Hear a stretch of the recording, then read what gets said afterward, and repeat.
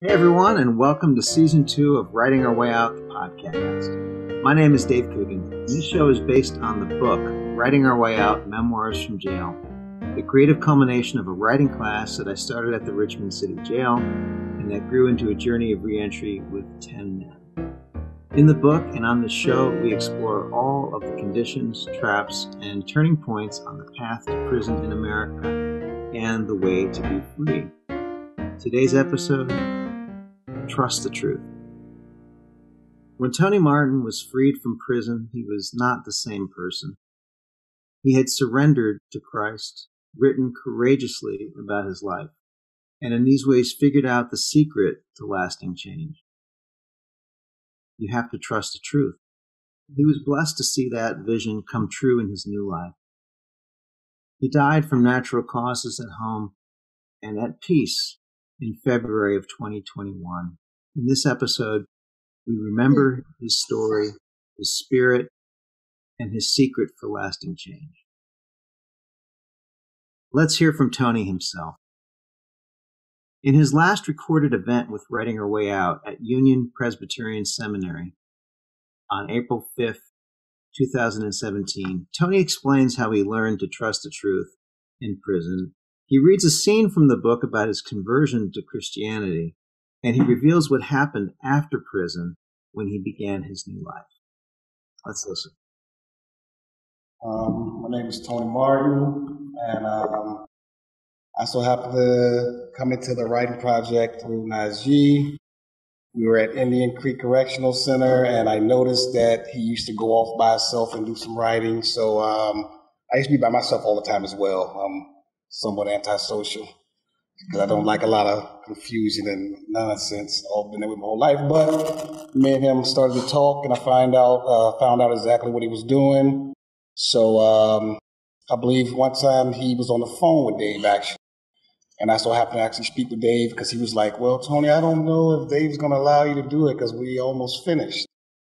I was like, man, listen, just actually let me actually speak with him, and I'll actually see if I can actually, actually get him to actually let me be a part of the project. So I actually spoke with him. He said I was going to have to work real hard. So I said, okay, I'm willing to do so.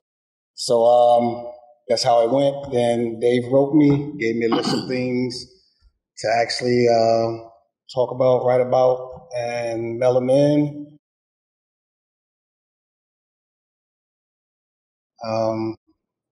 Relationship, and so I just started writing. I just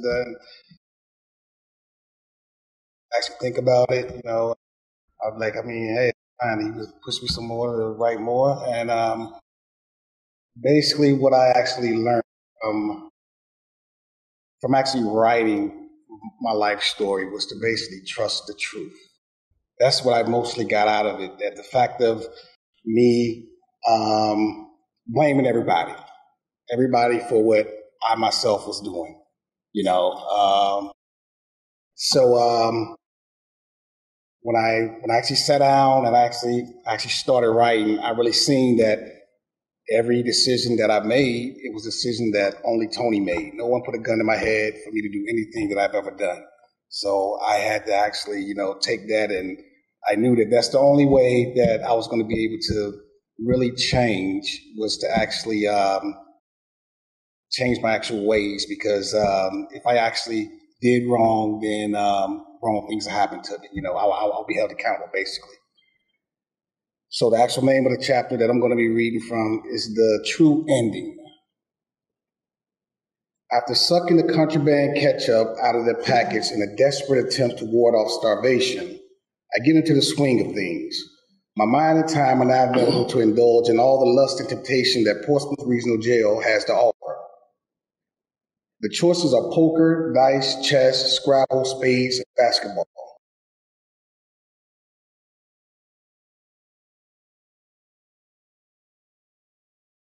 All parlays. It's the high-stakes game of poker. A man can easily win or lose $100 to $100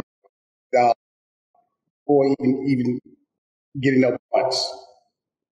The only real reason to actually get up is to go to the bathroom And believe me, if it would have been possible to bring the toilet to the table, some man would have paid to take a leap right there.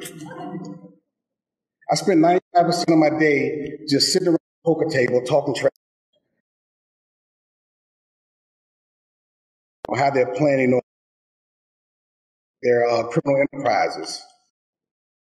Being that drugs don't agree with my staying free in society, my new criminal enterprise upon my release, I decide, is going to be prostituting women.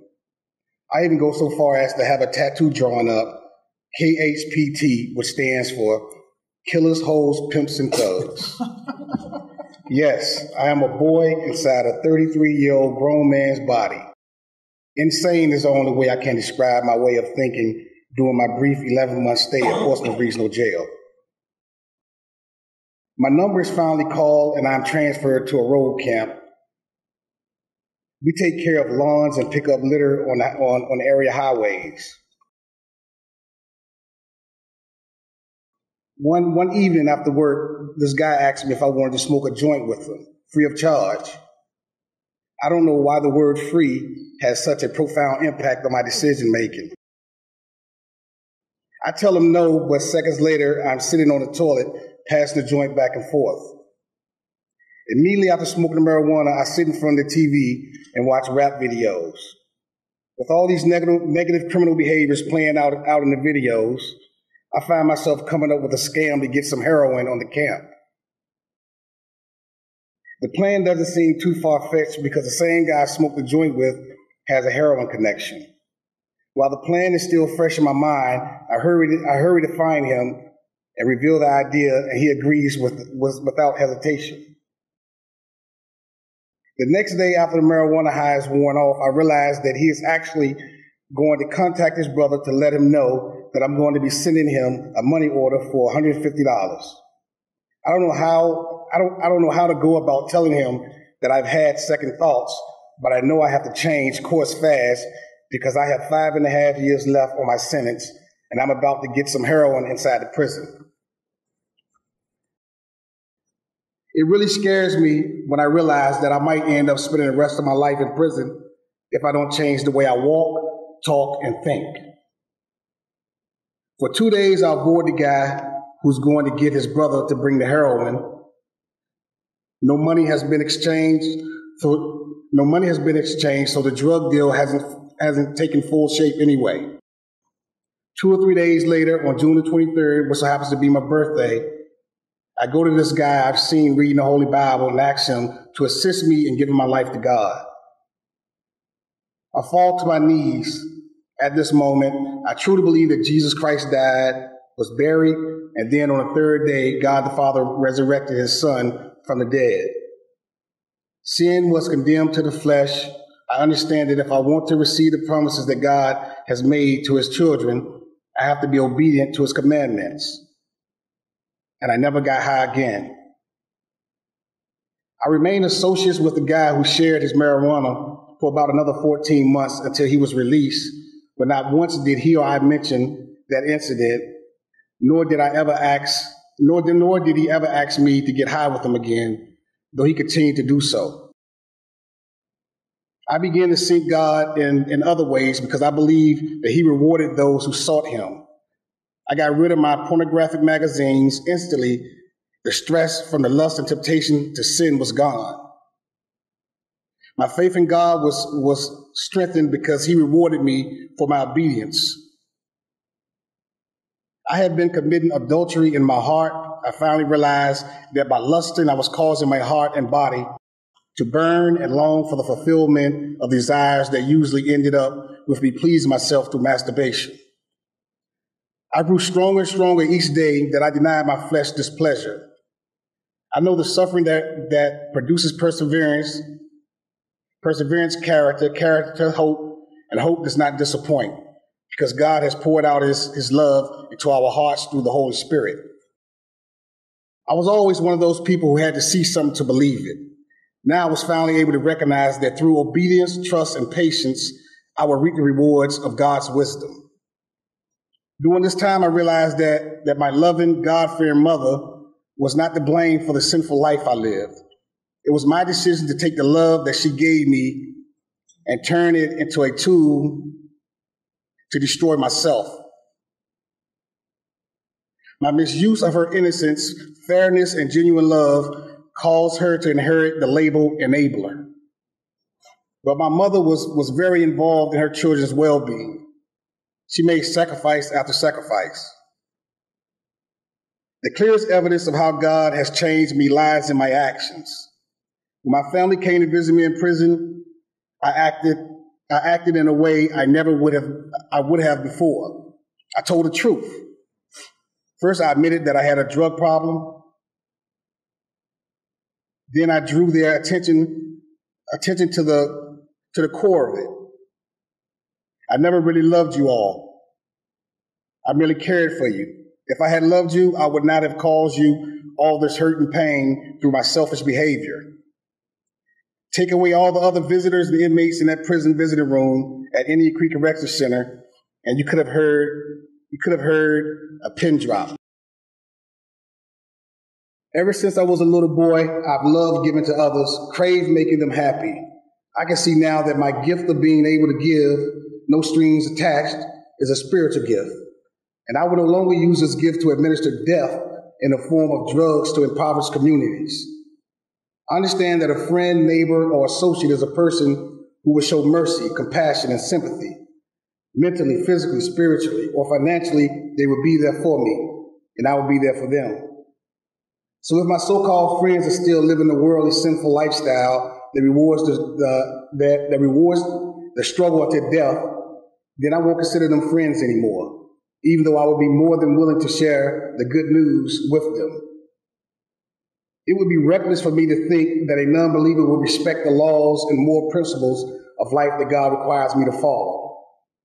I'm looking forward to doing volunteer work during my leisure time, showing mercy to orphans and widows in their afflictions, ministering to young people lost in sinful lives. The way I'm going to do so is by creating businesses that will allow me to offer them good paying jobs in return for them giving up their ways and means of supporting their negative lifestyles.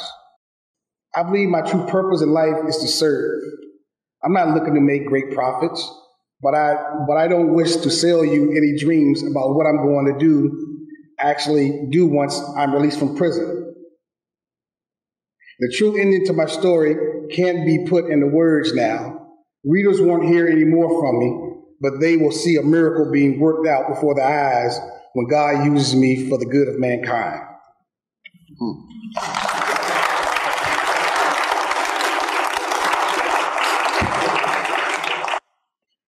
Well, right about now, I had never really had insurance growing up, so I knew I had a couple problems health-wise or whatever, but I never had a check to get them fully diagnosed. But I was finally diagnosed and find out that I have a heart condition is hereditary, where the electrical pulse sometimes stops. So I had to get a actual heart defibrillator placed in my heart. That was the first thing. And then I just had back surgery as well from working like a white mouth mule. I mean, seriously, I was doing a lot of whatever jobs was available. It didn't matter. Oh, well, I mean, I actually liked the physical, but it took a toll on me. So I just had surgery on my back like 6 months ago. My actual wife, she's been with me the whole time. Yeah, this is my wife here, Pamela.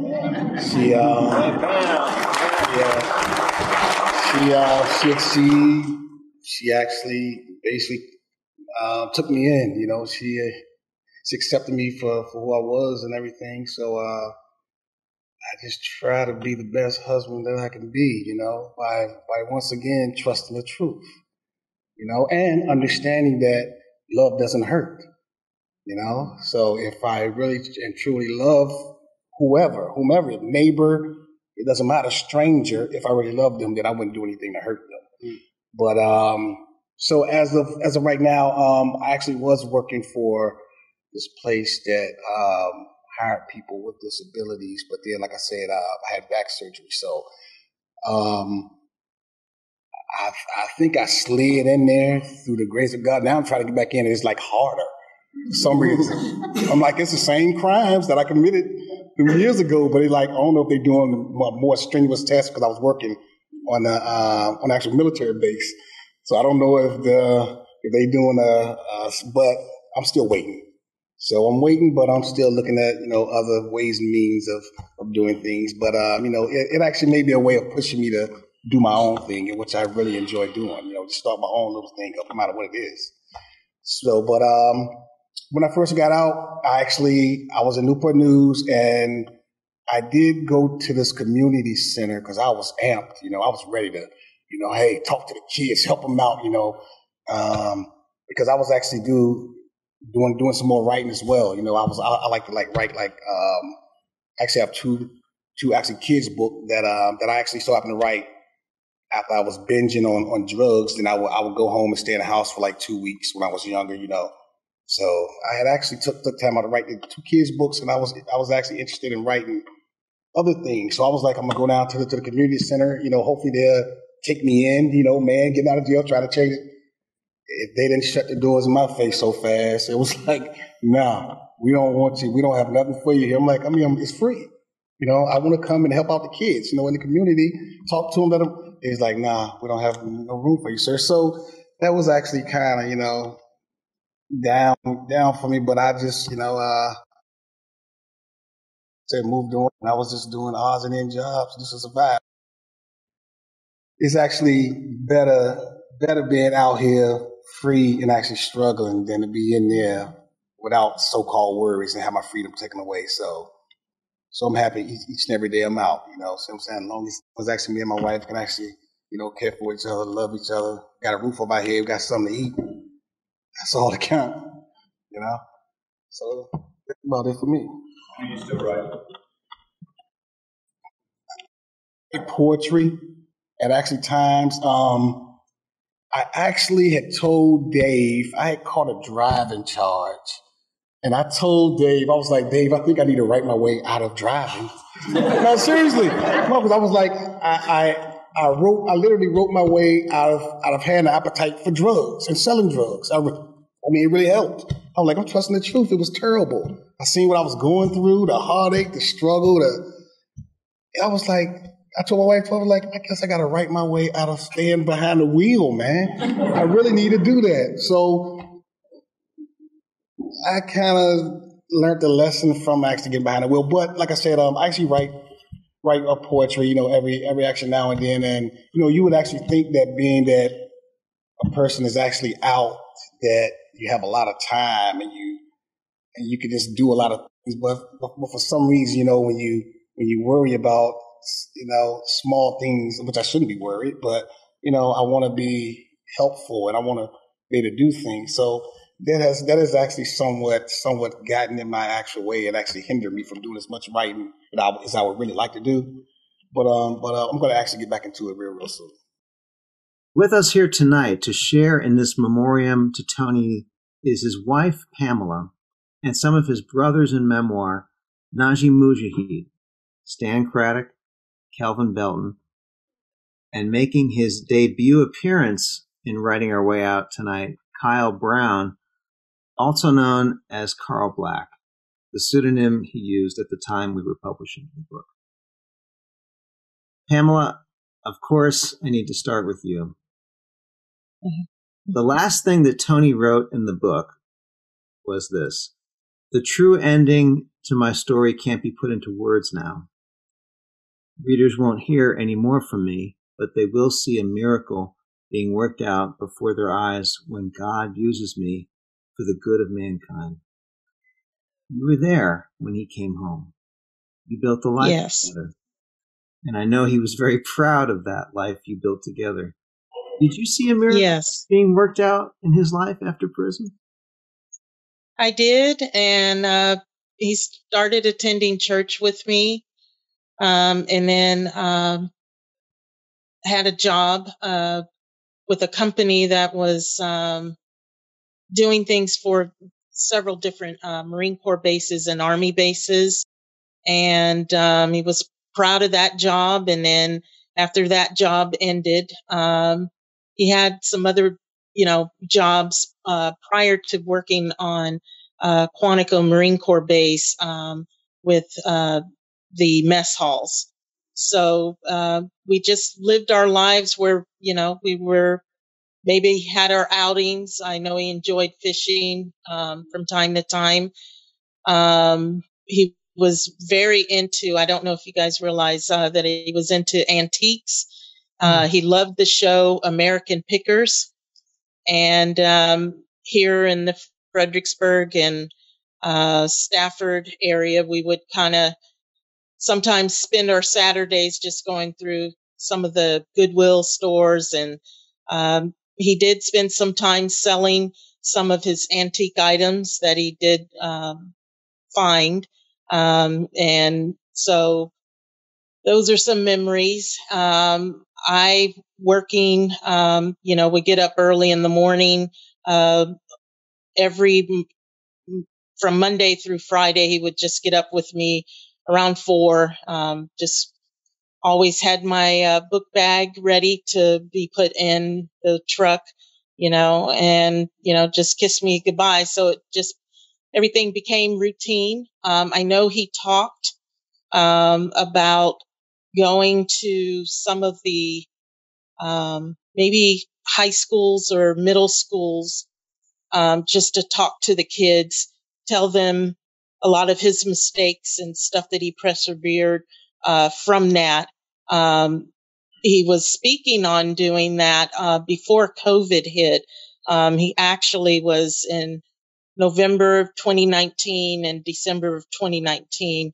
It was something that, was still on his mind that he wanted to do.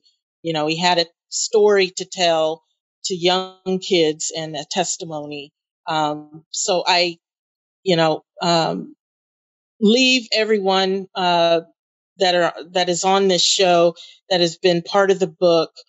If you are inspiring to maybe talk to some young kids, or if you're hearing me, this was something that Tony also wanted to do. So if any of you have that aspiration to maybe take the torch from what Tony was thinking of doing, I would commend you for that. So. Absolutely. Absolutely. Thank you. And I know that that's the spirit in this group here. I know Tony kept writing. He wrote children's books. I know he wrote poetry. I know some of his co-authors have done the same thing. Najee, let me come to you now, because you were the one that introduced me to Tony. You brought him into this project. That's how I met not only him, but also Kyle, who's here with us tonight.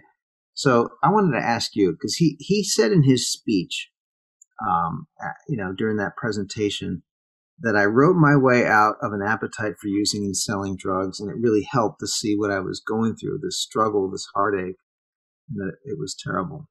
And then he concluded, what I learned from writing my life story is to trust the truth. Instead of blaming everybody for what I myself was doing, it was the only way I was going to change. So I know that you and Kyle and you all talked about how to change your lives when you were incarcerated together at Indian Creek Correctional Center. And I imagine these were spirited conversations, because we've got Tony, a Christian, we got a Muslim, we got you, and we got Kyle. Like a joke, right? Muslim, Christian, atheist walking through a bar. Absolutely. If there were a bar in prison, the three of you would have walked in there, and that would have been the most hilarious conversation. So Tell me, what did you learn about change from Tony, and what did he teach you about change? And Kyle, I'm coming for you next with the same question. When I first met Tony, he entered into a conversation that I was having with somebody else, and we were talking religion, and he entered into the conversation, and he was kind of more knowledgeable than the person that I was speaking with, and that sparked my interest. We got to talking, and we really got into a heated debate, conversation, whatever. But he intrigued me because he was very adamant about what he believed in. And, we would talk about other things, but particularly about change. Tony, you could tell right off that he was tied with the life that he was living. That's the impression that I got. And, he was where I was at with that. And so we used to talk about change was something we talked about all the time. But with Tony, there was a pressing need that he had, to really get to the bottom of the core of what it was that he was suffering from. And he used to always check himself, and he used to check me also, and I really appreciated it because at the time, Tony's conviction, even though I was Muslim and had been Muslim for a while, his conviction to his faith and his beliefs was a lot stronger than mine, and he would talk the talk, but he would also walk the walk, and he taught me that change is something that is an application. It has to be applied. You know what I'm saying? Because he used to always catch me and be like, "No, G, you're not, what I mean, you're not where you're supposed to be, or you're over there messing with them dudes." And he started learning my faith from teaching it to him. Now he's teaching it back to me. Coming back at me with it. So he kept me on my toes, and he kept me realizing what it was that I had to do for myself in order to change. He kept that cognizant in my mind. He kept it real for me. Every time I was around Tony, I knew I had to step my game up. You know what I'm saying? He wouldn't allow me to be around him and be fake. You know what I mean? With him, I had to be real because he would always call me on it. Mm-hmm. You had to be truthful. Yeah, definitely. To trust that real you. Kyle, how about you? When I was in the system with these two gentlemen, Tony and Najee, it was really an interesting experience in my life. I had two individuals that had such different beliefs, and then myself, we literally stood out and couldn't be more different from each other. And what really struck me about Tony was, as Najee mentioned, the conviction of his beliefs. And he really showed me that, change can come from a lot of sources. It doesn't necessarily have to be one way, right? Najee has what's aspiring his change. Tony has his. And, Tony had such conviction. It really changed how he thought, how he approached the world, and I remember having conversations with him at times, and looking back on it, it strikes me as extremely powerful given how he ended his life. He talked about how he wanted to be a God-fearing man, how he wanted to be a good man and a good husband. And at that time period of my life, those were such empty words.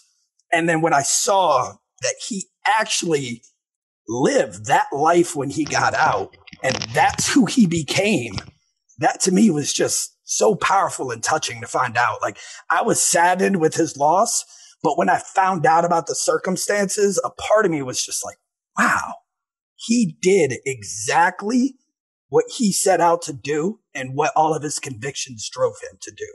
And that to me is just, it shows the power of belief, and it shows what a good person he really was deep down, because no one else could have just done that,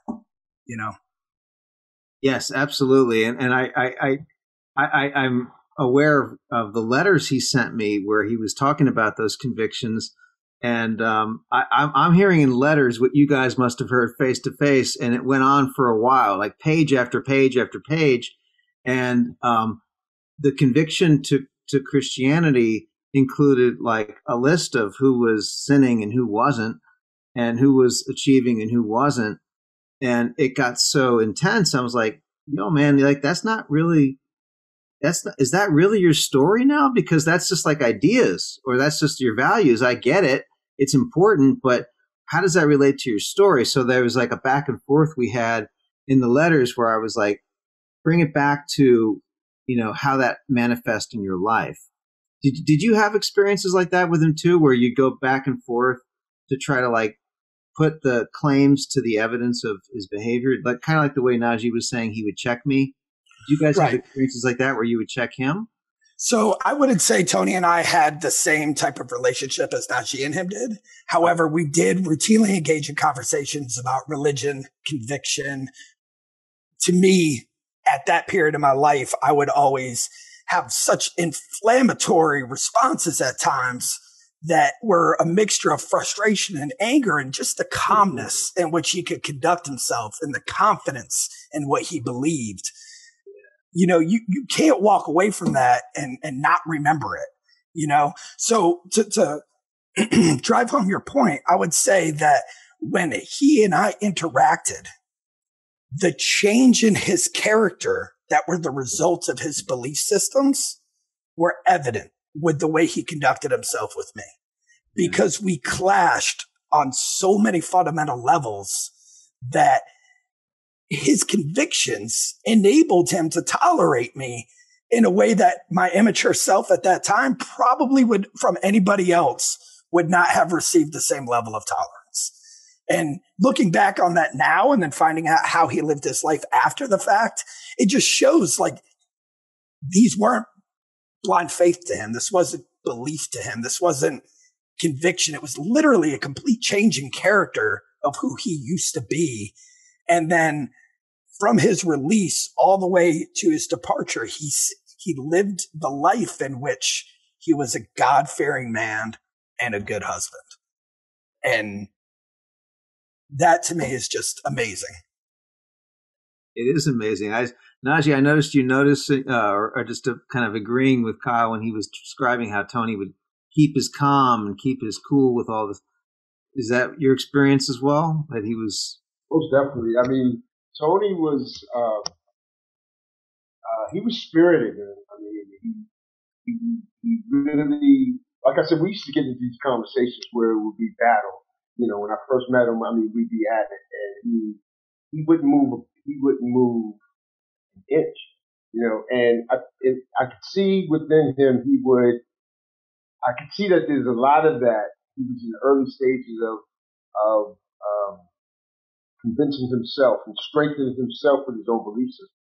And so the conversation would really be hot-bedded, and he would like, I mean, there are a couple of times I thought we would come to blows. You know what I mean? Because when we first met, I thought we would actually come to blows to get that heated. And Tony had this thing where if he got stuck on a point or something like that, he would really he'd get upset. But in that, I seen this change. You were talking about change before. I seen over time as we got closer, he really didn't care anymore about anything that I had to say, no matter what evidence it was, what I brought up. And it would frustrate me, and I'd try to get in there with it and show him some more, and try to go good to him and show him some more, and show him some more. He didn't want to hear that. He was done. You know what I mean? And I seen him strengthen himself over time. And I began to respect his belief and his faith and the growing faith that I was seeing in him. I began to respect that. I admired it to the extent that I wanted to be or have that type of strength. And I don't know. I really love that brother. I never got an opportunity to tell him that, but I really admired him. And just, I don't know. Yeah, absolutely. And it showed in the way you interacted at that event where you all were sitting together and he shared those ideas about trusting the truth. Stan, you were at that event too. And I remember, one thing he said based on his belief in Christianity was that Christianity teaches love. And he said that love doesn't hurt. He said, if I really and truly love whoever it is, neighbor, stranger, then I won't do anything to hurt them. That's interesting, isn't it? The way he pulled from the faith that teaching about love. You wouldn't hurt anybody. What did you learn from Tony? Did you is that something you already knew about love? Is it something that you thought of before? No, because I have a different.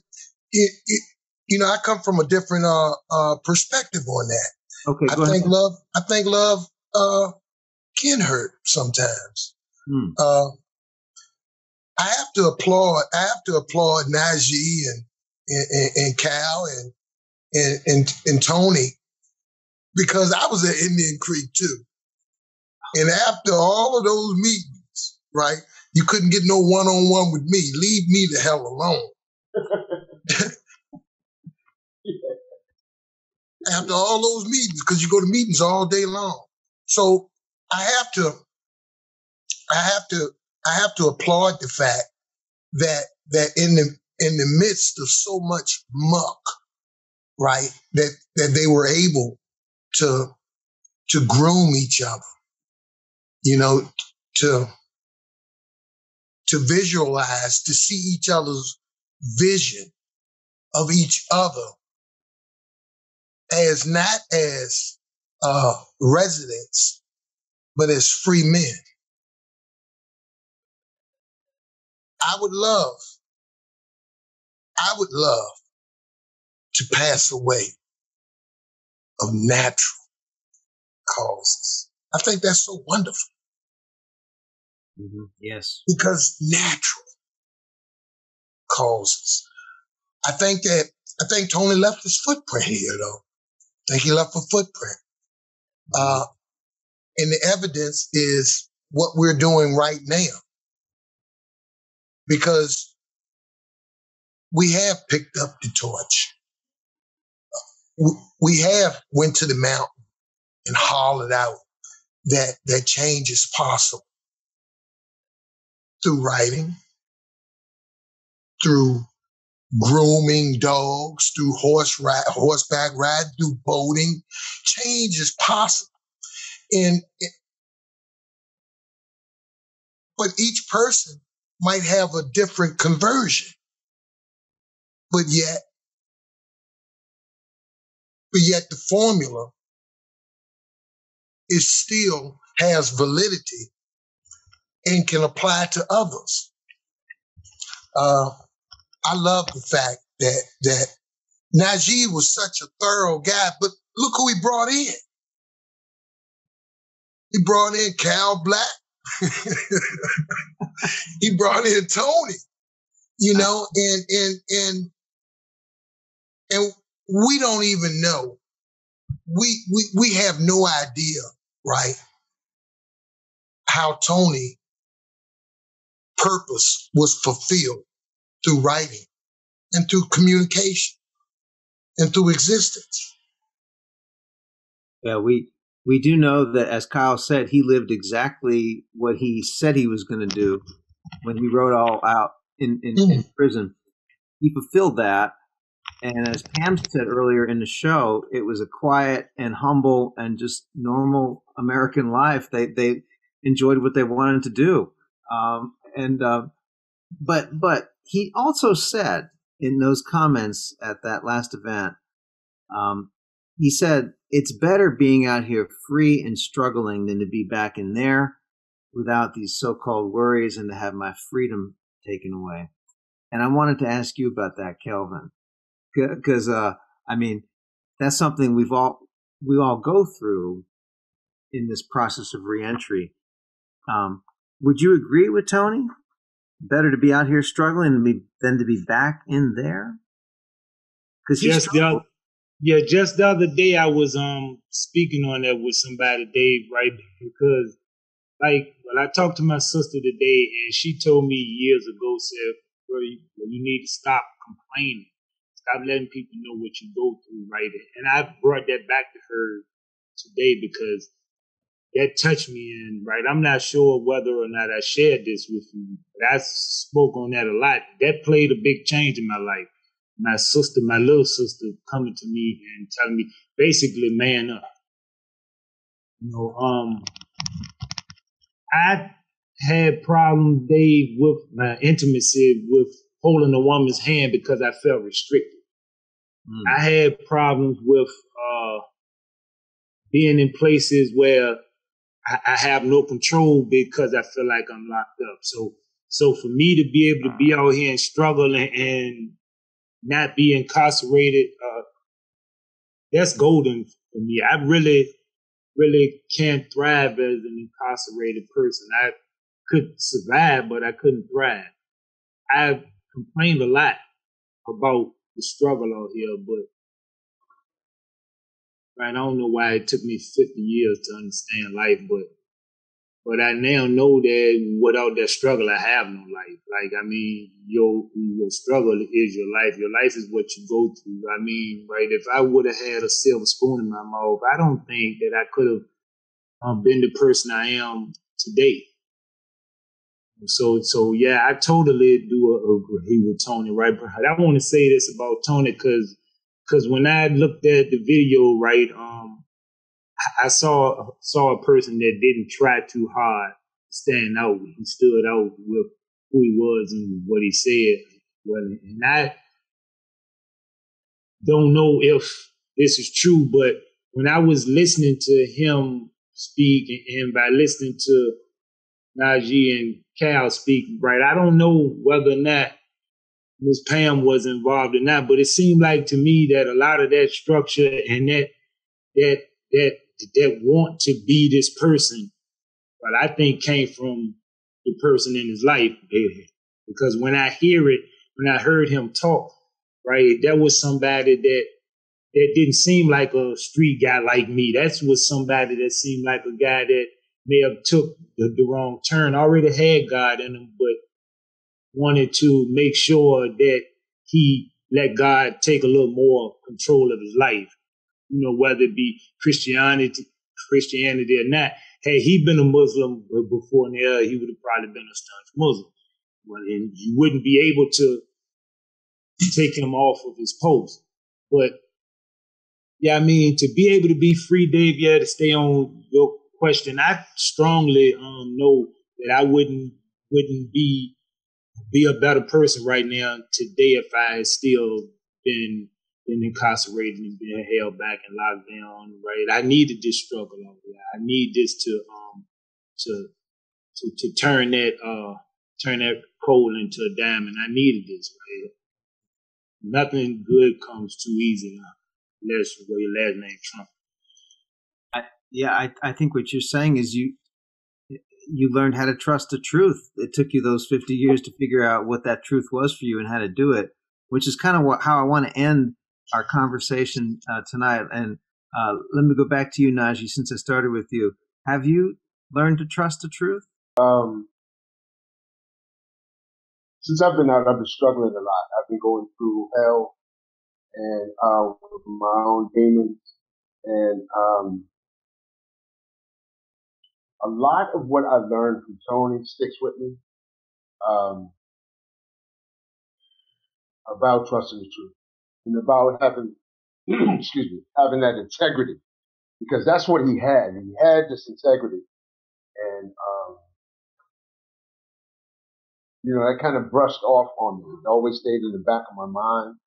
There's that little voice that nagged at me every time I'm out here doing something I know I'm not supposed to be doing, going somewhere I'm not supposed to be, or just acting outside of my character and betraying who I truly want to become. And I think I'm still in that process. But I'm learning to trust the truth. Today I'm learning to trust the truth. I know me better than anybody else. And it's only until I surrender and submit to what I know to be true about who I am I going to be able to move forward. And at this stage in my life, that's exactly what is happening. And I'm saddened by the fact that Tony I'm not around to talk to him at this point. You know, to let him see what he used to tell me about myself. You know, because he used to see it in me before I seen it in me, or before I even recognized it or chose to recognize it. He used to tell me that, it's in you, and you got to bring it out, And I used to tell him the same thing, but he had a little bit more strength than I did. But I would have loved to have him see me now, doing what I'm doing now and moving ahead with my truth, and living that truth. I think that's a great way to honor. That's a great living memorial for his life. Kyle, have you learned to trust the truth? I at this point in my life, I think being the best version of yourself that you can be is really all that we can do. And I admire the fact that Tony was able to do that, and he did that through religion, and I would say one thing I'm envious of Tony on is he did find, that pinnacle of our earthly existence, that's finding someone to share your life with and build day in and out with. I think that's something that I'm jealous of him on. And I'm so happy that he got to experience that and live the life that he did. For myself, I think, every day I am doing the best I can to be the best version of myself that I can. And that's my truth right now. And so far, I'm doing a pretty good job. So I am happy about that. All right, right on. All right, Stan, same question. What's the question, Dave? Have you learned to trust the truth the way Tony taught us? Well, first of all, I want to say this, right? That Tony needed his wife because she was a part of the truth. She was a part of the change,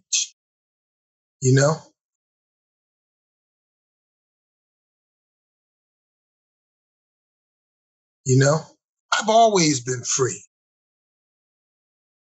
And I had a 32-year sentence. I've always been free. Because that's my spirit. My body has been confined, but it didn't stop me from being free. I had to find my way out of my decision making process to make better decisions so that way my body could experience some freedom. But I've always been free. Do I trust the truth? 50-50. Because, hey, listen, man, you be surprised at some of the shit I tell myself and I believe. And it don't even be the truth. But I believe it. But I believe it. Let me tell you one lie I told myself. That I was going to learn how to be free in society. And when you locked up, everybody talks about, hey, man, I can't wait till I get out. I'm going to do this. I'm going to do that. But when you get cast back into your environment, can you swim past or can you navigate past some of your past truths into your new truths? Writing your way out, Calvin, Cal, especially Najee, Dean, Andre, and all the rest of the participants. The only thing we did was go inside of ourselves. But we needed a guy like you. We needed a guy like Cal. We needed a guy like Najee. We needed a guy like my brother KB, to help us open up ourselves. Because we're not going to make that incision Most people won't make the incision. You know, I hear dudes talk about religion and everything. Okay, cool, man. It can be whatever it is, right? But who are you? I understand who Jesus is, but who are you? I understand who Muhammad is, but who are you? If you told me you was a teacher, right? Somewhere down the line, I ought to see you teaching something.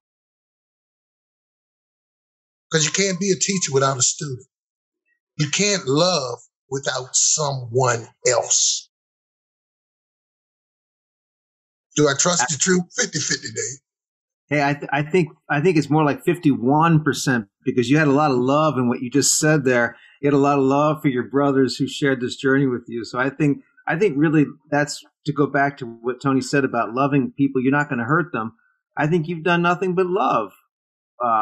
With at least with the rest of us, you've showed us your truth, what you're able to give us, and it's been more than 50. Kelvin, you tell me. Have you learned to trust the truth? We're going to close out the show with you. Yes, I have learned to trust the truth, Dave, but the truth changes, right? Depends on the situation. But I have learned to trust the truth. But, right, I want to speak on something that Tony and Najee spoke on when they were in the video.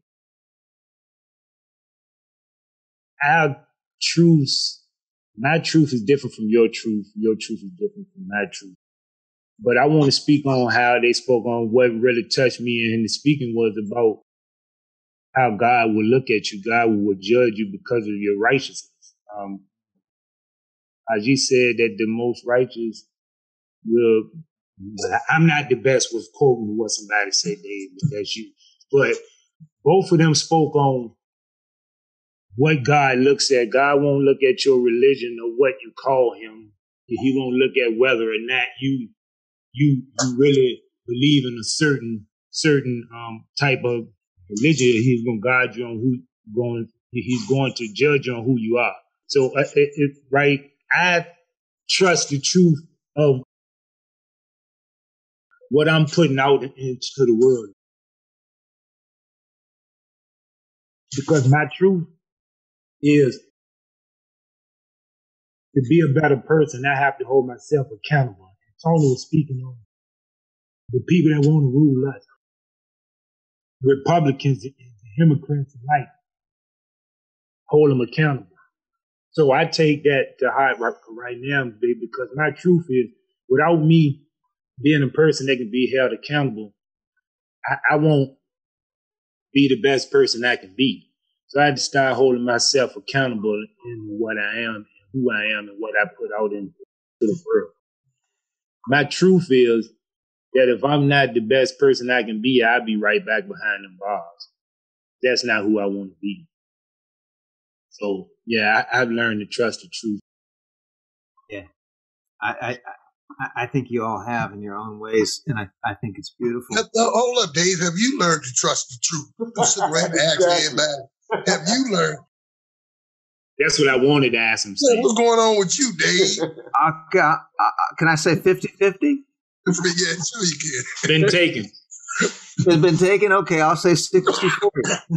I say yeah. I can tell you why.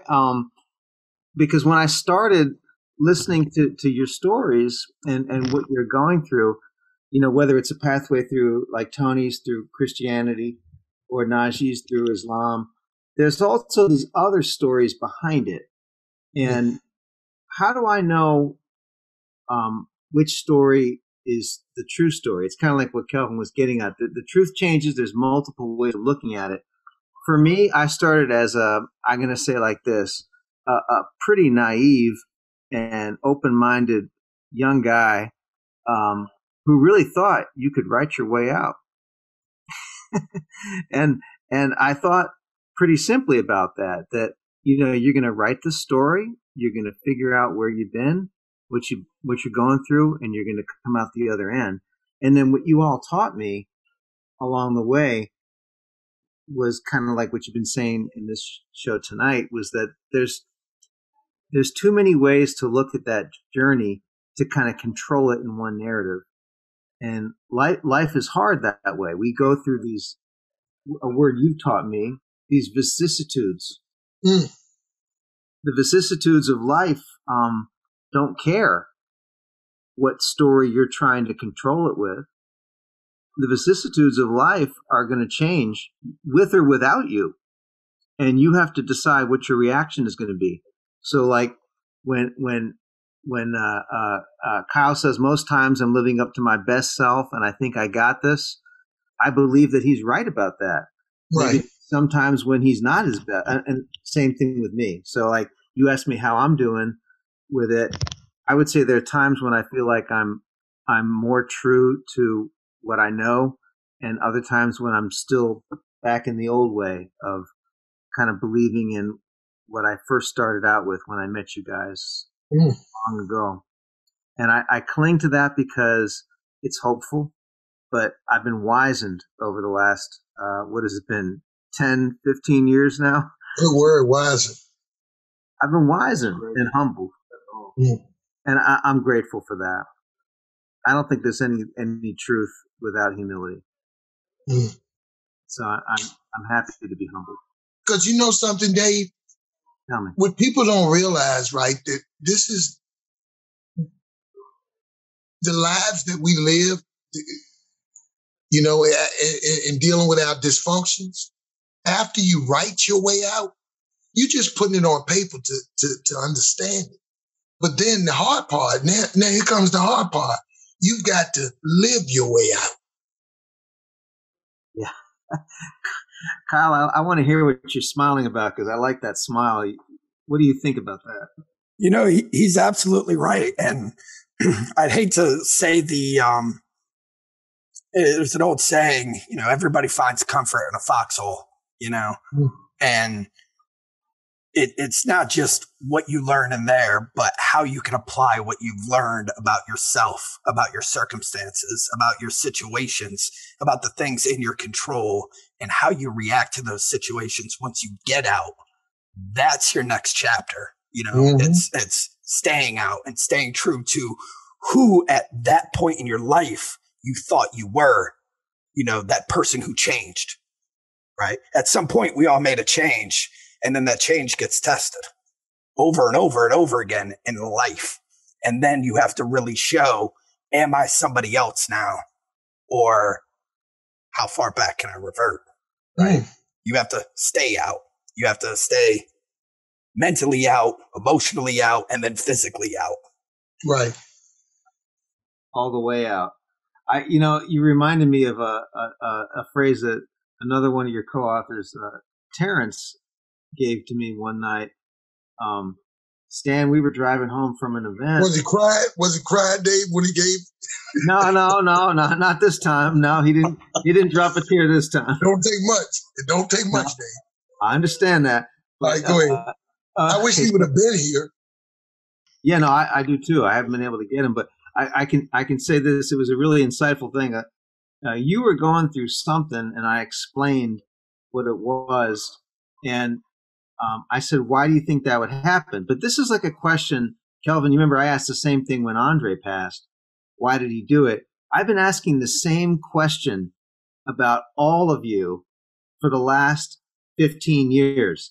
Why? And it's like, to your point, Kyle, like you got this idea of yourself or this idea, but then you have to enact it and live it.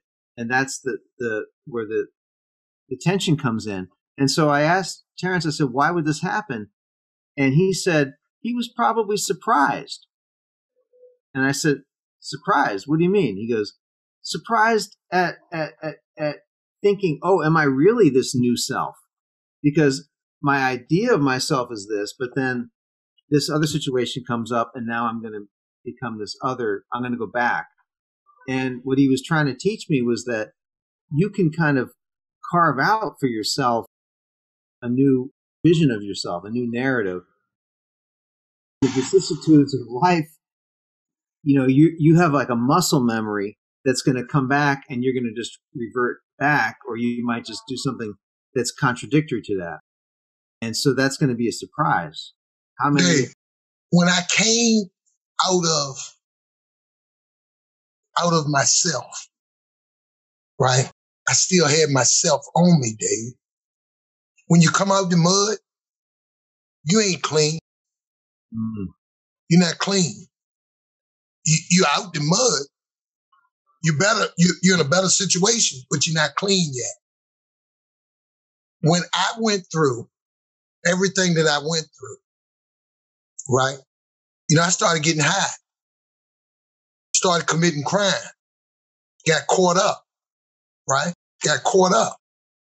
Then when I got out of that situation, I started getting high again, right or wrong. That's the truth, right? Truth changes. But what I did, right, was I said, I'm not going to commit a crime. If I get broke, I get broke. But I'm not going to commit a crime.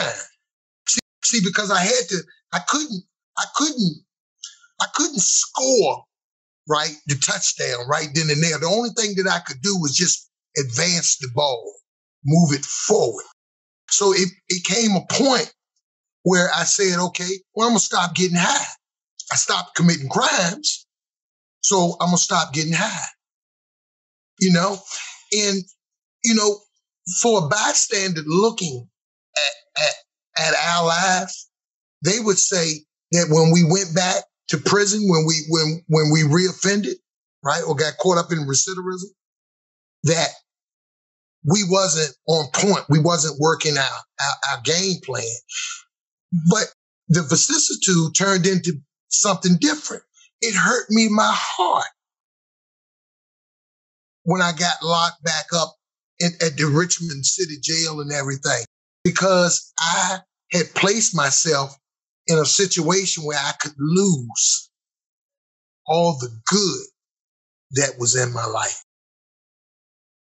So it becomes it becomes a business decision. Do you want this or do you want that? Choose what you want. Because when Andre died, I was cool with it. You know why, Dave? Because he chose. He chose. I get upset when you don't have an option. When you don't have an option, then you got to do what you got to do. But you have given us opportunities to learn, to gather, and to give. And that's what Tony did.